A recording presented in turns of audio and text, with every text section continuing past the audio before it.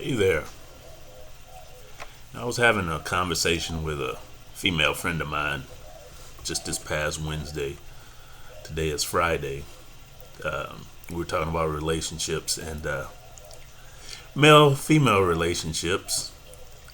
You know, when a man and a woman come together as one to be significant others. And I think she took my viewpoint of the whole thing of being a couple as negative, and in my mind I didn't think I was being negative. I think what I was doing was being a little too hardcore with honesty. I guess in a lot of instances you gotta sugarcoat things for people because they are emotionally frail, and it's just the way it is. Anyway, the gist of it all was we were talking about people in relationships, men and women who have been in relationships for a number of years, having to go to counseling. And I disagreed with the thought of going to counseling. She thought counseling was necessary. As we delve a little bit deeper into the conversation, her vantage point was, I don't need counseling, but he does. Okay. I wonder if he thinks the same thing about her. But, that's neither here nor there. But the whole thing about counseling to me is it's unnecessary. And the reason why I say that is because people know what they should be doing. Like if you've been in a relationship for a number of years and you find yourself having to go to counseling, that means you've decided to check out in some way. Not necessarily check out of the whole relationship, because emotional attachments are real. And the desire for immediate gratification is real. But in some ways, you check out. For instance, a little traditional classic case in point.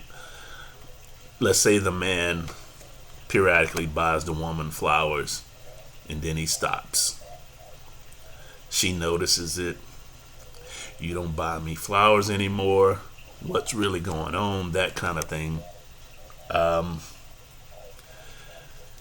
That's just a symbolic example,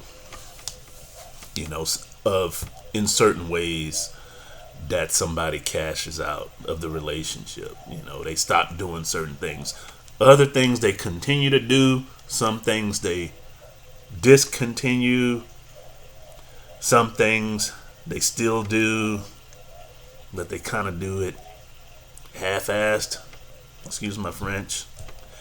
So, they begin to kind of disengage a little bit.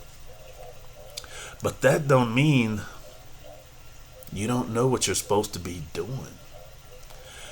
And to me, when somebody believes that they need to go to counseling, well, first let me back up a little bit. This lady that I was conversing with said, well, it takes work, When you love somebody, it really takes work. It takes a lot of work sometimes to make a relationship work. And I'm like, nah, I don't think that that's true. Not the part about relationships not taking work. Of course they take work, but it shouldn't be hard work if you really love somebody. If you love somebody and they love you, where's the hard work come in? If you love somebody and they love you, wouldn't that be like a natural flow? Which would, when something's natural, the more natural something is, the more pleasurable it is, the less heartache, the less hard work you have to undergo. And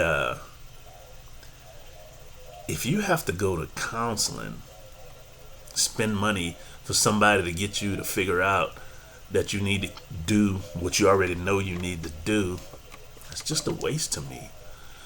And I know there are people out there that'll say, well, who are you to judge? I mean, I'm not judging. I'm just giving my vantage point, my viewpoint of the whole situation.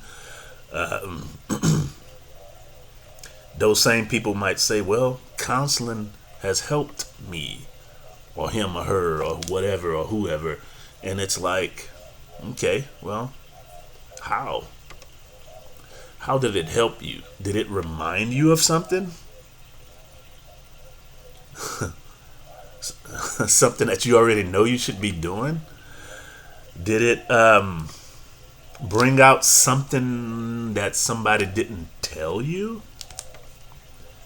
Like, I've heard instances, where people have went to counseling and they found out, by way of the counselor being some kind of intercessor, that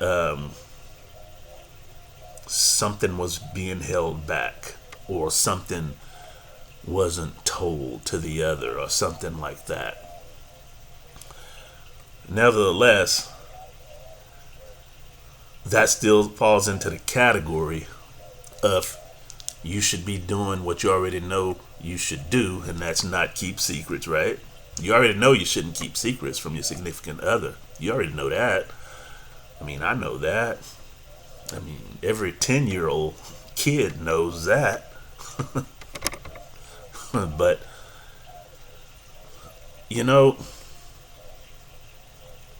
if a relationship takes work, hard work, then something is amiss. There's a disconnect.